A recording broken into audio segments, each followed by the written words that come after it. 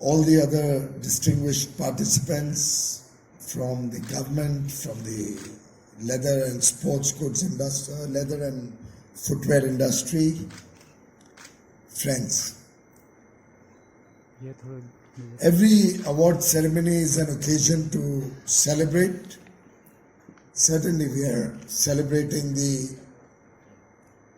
commendable achievements of all the award winners today, and I'll add my congratulations to all of them who very deservedly will be recognized with these very shining and beautiful mementos that we see over there.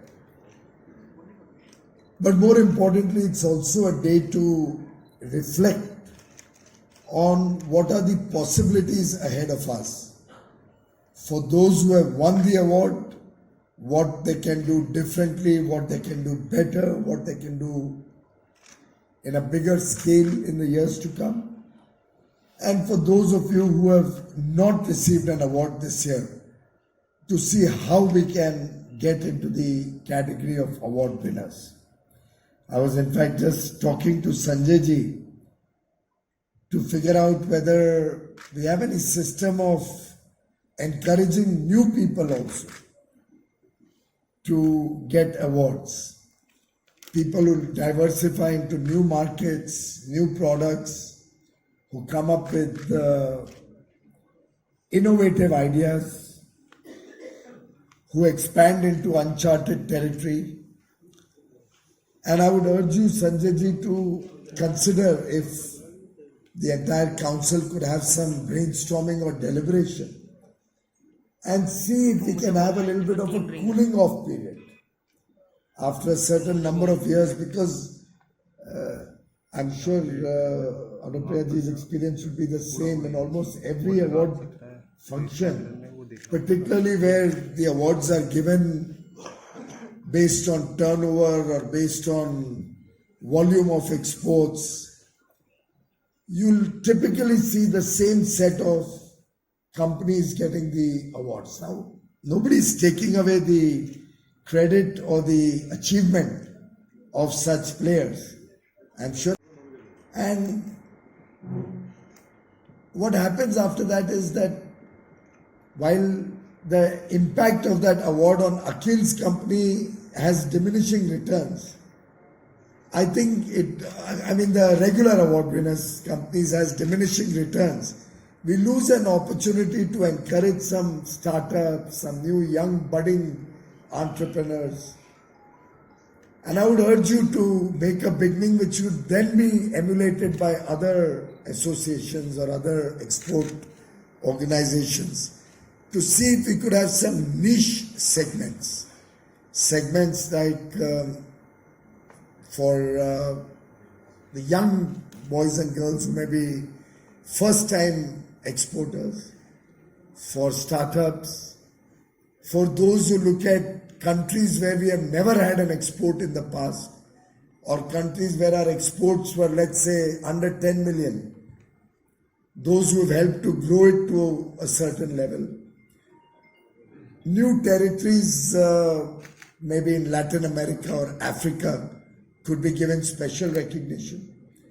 We could also recognize those who are making effective use of free trade agreements. After all, we now have many. We have the ASEAN, Japan, Korea, two more which entered into force in 22 alone, UAE and Australia. Of course, we're getting the fruits of the Australian FTA may take some time, but I do believe many of the segments who saw potential had already started sending their teams to Australia on you also went there, on exploratory visits and building up contacts and relationships. I think we could look at some of these new areas and possibly have a system where voluntarily,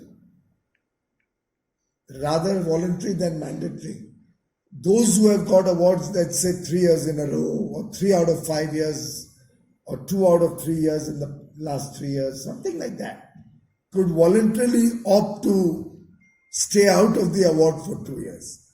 And it's not my own idea. I remember that idea was first floated at one of the, probably an Economic Times award or some such place, where the thought came up that the same people are getting awards year after year. And I think this is an opportunity for you to reflect on it. We have very ambitious targets. We are in the 75th year of independence. We've completed 75 years of independence. As we celebrate Azadi Ka Amrit Mahotsav, we are hoping that this year will close with a higher export than last year. Last year we did about $676 billion collectively between the two. I do hope this year we can look at a significant ramp up both in goods and services collectively, so that despite the very challenging times that we are all facing, and I'm sure we are all in your industry also recognizing that Europe, for example, is in quite a stressed situation.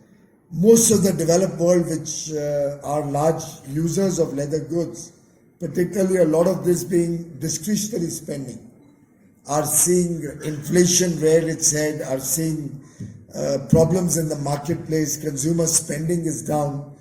I must say that as I talked to Sanjay ji today, and he reassured me that your sector is going to grow from last year, I was really very, very happy, very reassured, and I would like to compliment all of you on this wonderful achievement and confidence that was reflected in Sanjay ji's comments. I've noted your point about the import of certain types of leather which are not made in India, where you have to face import duties. I'm sure we'll take it up for consideration.